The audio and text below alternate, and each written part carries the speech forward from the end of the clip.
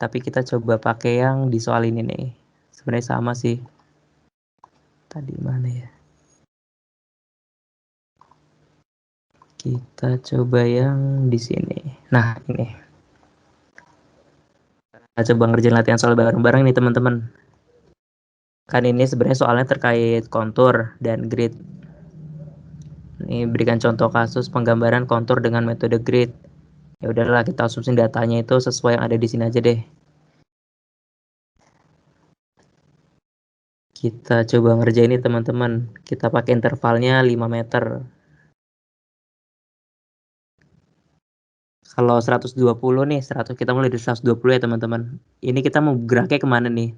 Tolong bantu saya ya. Boleh Kak ke Kemana tuh? kiri atas. Kiri atas boleh. Terus habis itu Terus mentok Kak. Lanjut ke dari atas kiri pojok atas kiri. kiri atas dari sini Nil. Kagak Kak. Itu kan mentok kan. Itu ada 128. Nggak bisa dong Kak. Berarti di atasnya lagi mulainya. Oke. Garis-garis ini kita selesaiin dulu nih Nil. Satu dulu kita kelarin dulu dia satu. Oh, Kelarin dulu satu nih. Yang mungkin bawah sini kemana nih? dari yang bawah situ ke bawah lagi Kak. Oke, clear. Terus kalau yang ini bisa nggak Ril? Coba dikerjain Nil. 120 yang ini. Nggak bisa Kak. Nggak bisa kan? Terus kan udah 120 dengan intervalnya kan dia minta 5 meter. Kita sekarang coba pakai pulpen merah 125. 125 ada nggak di sini? Nah ini. Di sini kita gerak mana nih? Bisa gerak nggak dia? Ya Kak, halo Kak. Bantu. 125 nih yang di atas. Kita gerak mana nih? Nggak bisa nggak sih Kak? Bisa. Oh bisa. Coba. Ke Bisa 125 yang itu ya Kak, yang di bawah kanan. 125 di bawah kanan. Langsung ke sini. Makanya Kak saya bingung Kak. Nggak bisa. Lihat nih interval di sini kan ada 117, ada 136. Nah, di antara kedua ini pasti ada 125 kan, Mas? Iya. Ya udah kita lewatin aja dia. Untuk jaraknya berapa ntar pakai kira-kira aja sih. Karena ini Oke Kak. 117 nanti bisa nih kita ke sini. Nah, terus lanjut kemana lagi nih, Mas? Ke yang di tengah-tengah 121 sampai 136 Kak. Oke. Nah, nanti konturnya gini. Kira-kira gitu. Terus lanjut lagi nih, Mas, 130. 130 ada nggak di sini?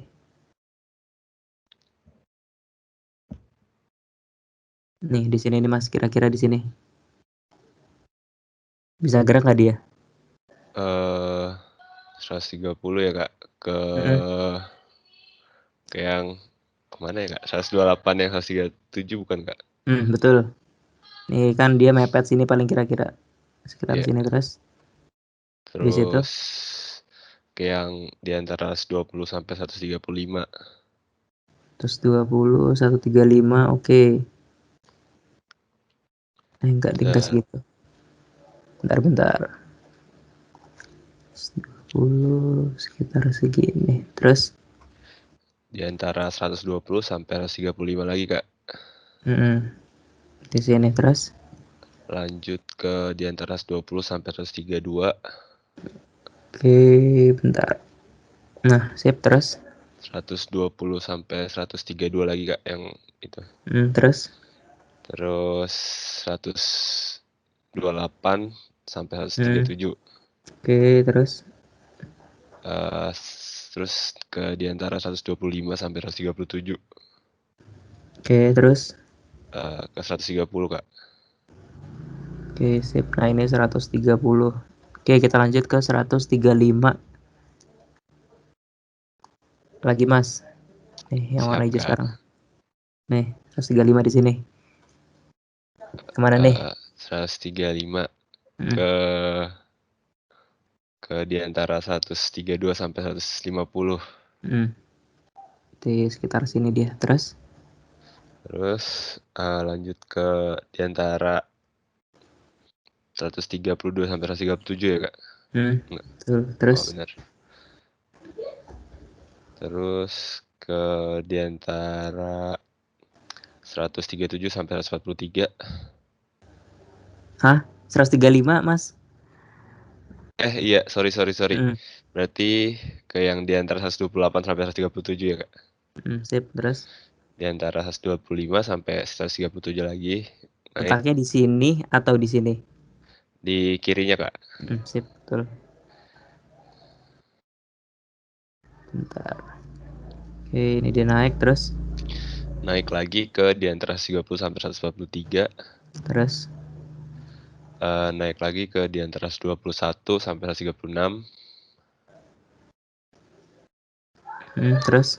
Ke di antara 117 sampai 136 lagi. Naik. Situ. Terus.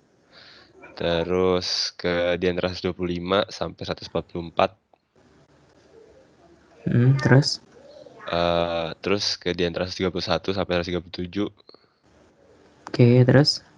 128 sampai 137, Kak. Aduh, bentar.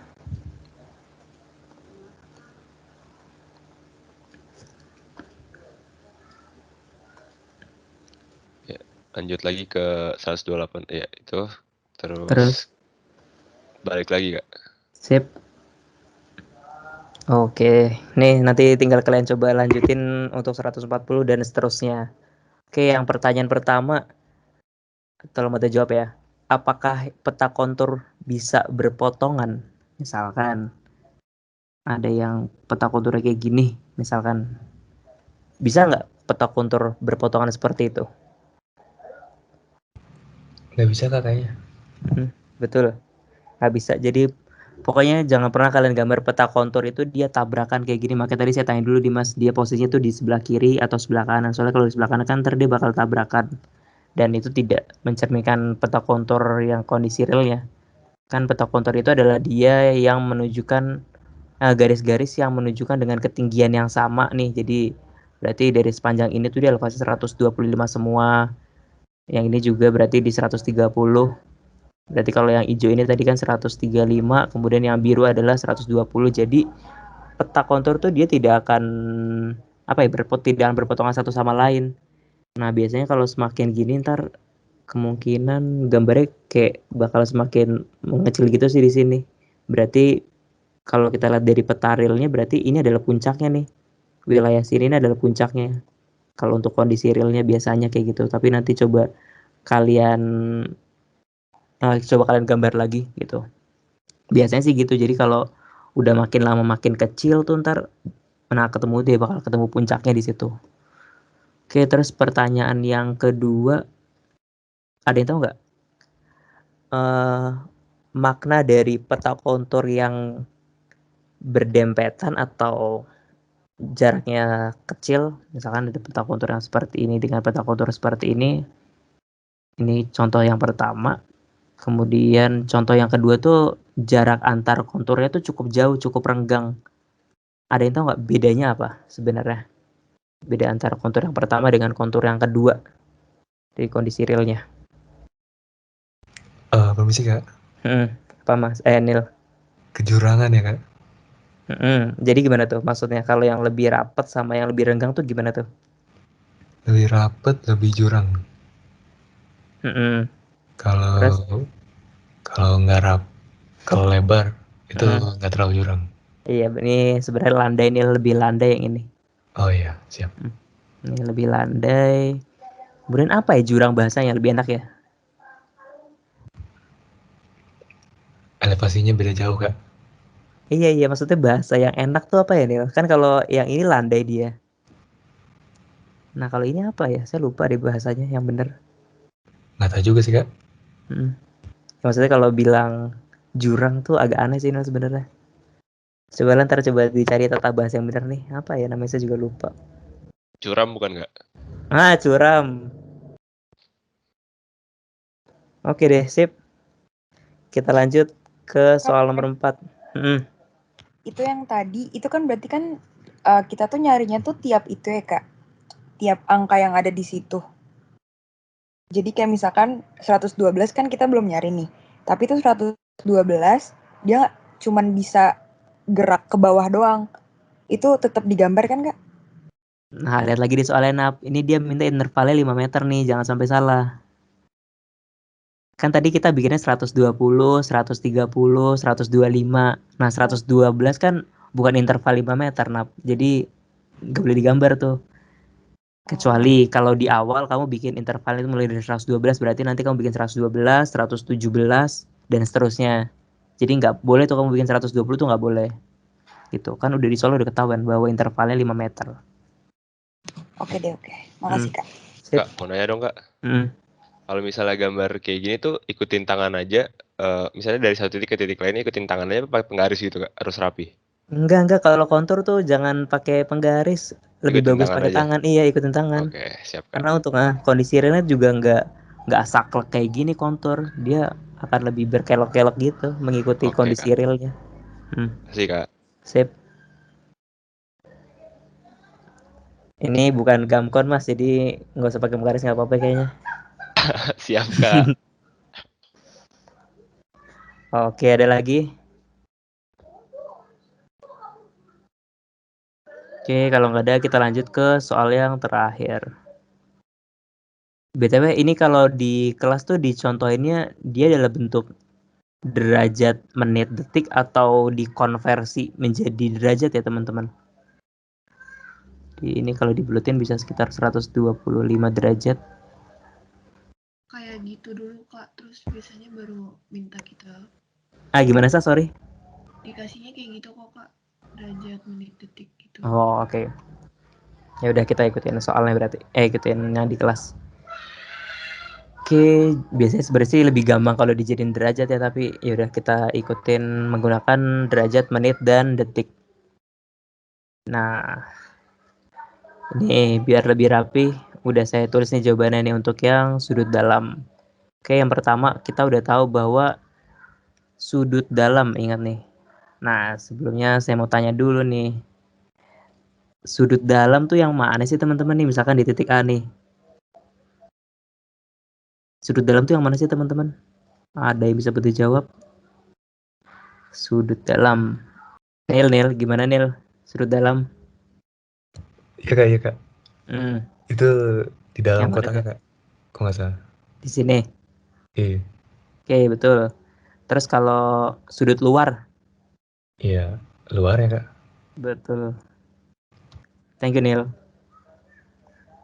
Nih, Siap, jadi Kak. yang merah itu disebut sebagai sudut dalam, kemudian kalau yang biru adalah sudut luar. Oke, jadi yang titik A 125 derajat 45 menit 30 detik itu yang merah. Kemudian sudut B-nya itu adalah 125 derajat 5 menit 15 detik, itu nanti yang di sini. Misalkan ini titik B ya. Kemudian titik C 50 derajat 30 detik. Nanti kemungkinan di sini. Kemudian nanti titik D-nya adalah 135 derajat 30 menit 0 second. Oh, ini 5 titik ya, sorry. Ini berarti nanti 5 titik. Dia di sini dan di sini. Ini 75, nanti 75 derajat 35 menit 45 detik. Oke, yang pertama kita disuruh menghitung sudut dalam terkoreksi pada seluruh titik. Oke, sebenarnya tuh kalau sudut dalam ini ada rumusnya dulu nih yang pertama. Rumus untuk sudut dalam. Jadi sigma sudut dalam atau penjumlahan dari semua sudut dalamnya itu harus N minus 2 dikali dengan 180. Ini udah ketentuan ya. Di mana N-nya ini adalah jumlah titiknya. Kan di sini kita tahu bahwa ada titik A, B, C, D, dan E. Maka N-nya adalah 5 minus 2 dikali 180. Nanti didapatkan hasilnya itu adalah 540 derajat 0 menit 0 menit kemudian 0 detik. Oke. Kita harus dapat hasilnya kayak gini nih teman-teman untuk kondisi yang benernya. Jadi kalau hasilnya belum seperti ini, maka nanti secara otomatis poligon kita tuh belum bisa kita sebut sebagai poligon yang tertutup. Nah, bisa aja nanti gini. Nah, ini berarti total sudutnya tuh belum 540 derajat, benar-benar 540 derajat gitu. Jadi bakal masih ada kesalahan sudut. Pokoknya output kita adalah 540 derajatnya ini ya teman-teman. Nah, kemudian kita harus hitung dulu nih jumlahnya, kondisi realnya A, B, C, D, dan E. Nah, ini kan sudutnya udah ada. Kemudian kita jumlahin ini dari A. Sebentar. Kita jumlahin dari A sampai E. Maka didapat sudutnya tuh 511 derajat, 57 menit teman-teman. Sedangkan persyaratan untuk sudut dalam itu adalah N-2 kali 180. Kan tadi kita udah bahas tuh. Maka kita harus dapat 540 derajat, 0 menit, 0 detik. Nah, berarti kita harus ada faktor koreksinya lagi nih. Sigma koreksi sudut yang kita butuhkan itu adalah ya udah 540 kita kurangi dengan 511, 57 bla bla bla. Didapatkan hasilnya ini 28 derajat, 3 menit, 0 detik. Oke, sebelumnya untuk perhitungan ini nih, pengurangan ini udah pada bisa belum? Ada yang masih bingung gak nih? Soalnya karena di kelas kalian kan diajarinnya ya udah lengkap sampai detik, berarti nanti ke belakang kita bakal berhubungan dengan perhitungan seperti ini nih. Jadi jangan sampai bingung lah pokoknya nanti. Ada yang masih bingung gak nih terkait perhitungan seperti ini, pengurangan? Oke, kalau nggak ada kita bisa lanjut berarti ya teman-teman. Nih kan kita punya perbedaannya itu adalah 28 derajat, 3 menit, 0 second. Nah, sebenarnya berapa sih kalau kita mau bagi rata tuh? Ini tuh biar gampang sih, kalau saya biasanya kalau ngeliat data kayak gini biasa saya konversi dulu nih dia. Saya konversi dia menjadi satuannya menit. Biasanya kalau pokoknya biar gampang sih, terserah kalian, kalau mau diubah ke detik pun bisa aja, tapi nanti bakal agak ribet. Saya coba ubah dia menjadi menit. Kalau ubah menjadi menit tuh berarti nanti kan 28 kali 60 kemudian ditambah 3 ditambah 0 per 60. Jangan lupa ada 0 per 60-nya. Karena kan dari detik mau kita ubah ke menit. Nah, nanti tuh didapat hasilnya, sebentar saya hitung dulu. 28 kali 60 kita tambah 3. Hasilnya adalah 1683 nih teman-teman. 1683 menit. Kemudian mau kita bagi nih, kita bagi rata dia nanti. Kita bagi rata ke A, B, C, D, dan E. Karena jumlahnya ada 5 nih, A, B, C, D, E ada 5, yaudah kita bagi 5. 1683 kita bagi 5. Kita bagi 5. Ini bukan pangkat ya BTW, ini menit. Hasilnya nanti adalah 336,6 menit. Nah, habis itu baru deh kita konversi ini 336,6 menit, kita konversi dia menjadi satuan ini, satuan ada derajatnya, menitnya, ada detiknya. Oke, nanti kalau kalian konversi itu kan berarti hasilnya dapat segini.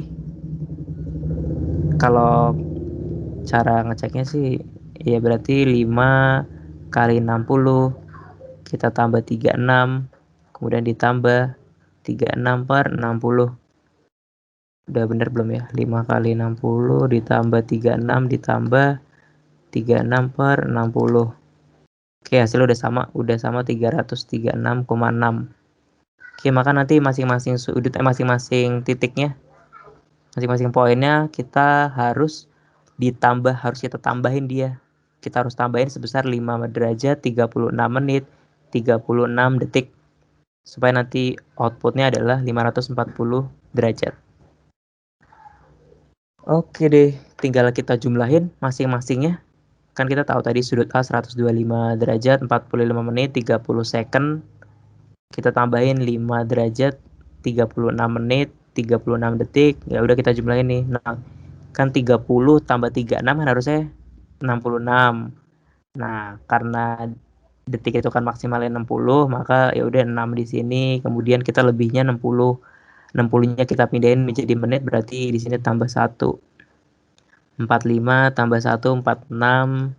46 kita tambah 36, hasilnya adalah 82. Nah, karena menit juga maksimalnya adalah 60, maka di sini kita tulis 22, berarti kita masih punya kelebihannya 60. 60 menit sama dengan 1 derajat. 1 derajat. Ya udah kita jumlahin 125 tambah 1 tambah 5 nanti hasilnya adalah 131. Nah, setelah itu nih tinggal kalian jumlahin deh. Tinggal kalian jumlahin semuanya untuk titik A, B, C, D, dan E. Nah, nanti kan ditanya tadi hitunglah sudut dalam terkoreksi. Ya udah dia nanya sudut dalam terkoreksinya itu. Kita baru dapat nih yang 5 derajat 36 menit 36 detik ini. Bentar saya ganti warna. Nah, dia ini adalah sudut koreksi. Ini adalah sudut koreksi. Kalau ditanya berapa sudut terkoreksinya, ya udah berarti sudut terkoreksinya adalah ini. Yang 131, kemudian yang 130, 55, 141, dan 81. Kemudian ini sudut terkoreksinya, kemudian kalau kita jumlahkan nanti nilainya adalah 540 derajat nih teman-teman. Jadi perhitungan kita si total sudut terkoreksi ini udah sama dengan persyaratan sudut dalamnya yang mengisyaratkan bahwa n-2 kali 180 di mana hasilnya adalah 540 derajat. Oke, ini kan sudut dalam ya. Nanti kalau emang di soal ternyata ditanyanya adalah sudut luar, nggak usah bingung. Sudut luar tuh bedanya cuma beda di n-nya aja. Kalau nanti yang ditanya sudut luar itu adalah n plus 2 dia. N plus 2 kali 180. Udah bedanya cuma di sini doang. Untuk stepnya sama, step pengerjaannya sama. Cuma beda di persyaratannya aja. Oke, sampai sini ada yang mau ditanyain teman-teman? Terkait sudut nih, sudut koreksi sudut dalam poligon. Aman sih kak. Sip. Kemudian, nah kalau nanti ditanya sudut-sudut azimut, ada yang tahu nggak sudut azimut itu apa sih teman-teman? Yang pengukurannya selalu dari utara bukan sih kak? Pengukuran dari utara terus ada lagi tuh nggak boleh utara doang. Clockwise ya kalau nggak salah. Betul. Dia diukurnya searah jarum jam. Jadi misalkan ini kemudian ini. Nah, ini misalkan 50 derajat. Ini 35 derajat. Ini utaranya. Kemudian ini AB. Maka azimutnya si AB adalah 35 derajat. Gitu. Jadi udah azimut tuh sebenarnya cuma berapa sih sudut dari utara. Pokoknya patokannya selalu utara ya teman-teman, dari utara terus berputar searah jarum jam. Kemudian kalau nanti ternyata kalian itu dapat data teodolit, misalkan bukan kayak gini nih, bukan data yang ini, misalkan nanti kalian dapat data teodolit terus kayak disuruh nyari berapa sih jaraknya, itu ada nih, pulpen. Oke. Misalkan yang diketahui di soal itu adalah BA, BT, dan BB. Nah, ada yang tahu nggak nih BA, BT, sama BB itu apa sih? Kalau nggak ada berarti, nah BA ini kita sebut sebagai benang atas. Ini adalah benang atas, kemudian ini adalah benang tengah, dan ini adalah benang bawah. Benang bawah. Nah, sebentar kalau boleh dikasih lihat gambarnya tuh kayak gini bentuk benangnya. Nah, ini nih kalau bisa dilihat. Nah, kalau kalian udah pernah nyoba pakai teodolit atau nanti suatu saat bakal nyoba pakai teodolit, biasanya ini kerjaan surveyor. Jadi dia bakal nembak-nembak rambu pakai alat teodolit. Nah, yang kelihatan dari ini kan ada lensa. Open image. Ini ada lensa. Nah, di lensanya ini tuh di dalamnya tuh nanti ada benang atas, benang tengah, sama benang bawah. Kalau kita bisa lihat nanti bentuknya gini. Nah, ini bentuknya. Bentuk benangnya. Benang itu benang tipis gitu sih kalau kalian lihat nanti sebenarnya. Agak tipis tapi bisa difokusin juga. Nah, ini benang atas, kemudian ini adalah benang tengah, yang ini adalah benang bawah. kalau ditanya nanti misalkan yang ditanya itu adalah jaraknya gitu. Nah, jarak itu sebenarnya bisa kita ukur juga sih dari BA BB-nya itu. Jadi jaraknya itu adalah BA min BB kali 100. Oke, kalau nanti ada BA BT BB, cara ngukur untuk si jaraknya itu cukup BA min BB kali 100. Di sini ada nggak ya di materinya? Sebentar, saya coba cari.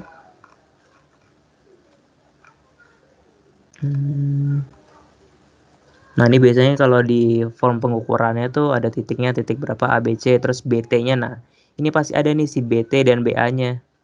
BT berarti benang tengah, ini benang atas. Kemudian ini adalah sudutnya derajat menit detik. Kemudian ini sudut horizontalnya, ini sudut vertikal. Sudut vertikalnya tuh sudut si ininya, si teleskopnya. Teleskopnya itu, kemudian kalau sudut horizontal itu berarti perputaran si alat teodolitnya ini. Tidak ada ya deh. Kemungkinan berarti nggak keluar itu. Kayaknya ya. Tapi biasanya kalau untuk kondisi realnya gitu. Kalau untuk kondisi realnya seorang surveyor biasanya dia melakukan mencatat hasil pengukuran itu BA, BT sama BB.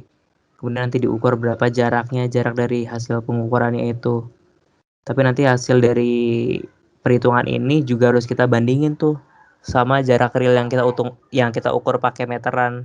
Nanti kalau emang nanti masih ada kesalahan ataupun hasilnya masih belum sesuai, perlu ada koreksi lagi teman-teman. Jadi emang ilmu ukur tanah atau surveying ini tuh dia nggak akan pernah lepas dari yang namanya koreksi, kemudian ada yang terkoreksi itu. Seperti itu paling nanti untuk kondisi realnya.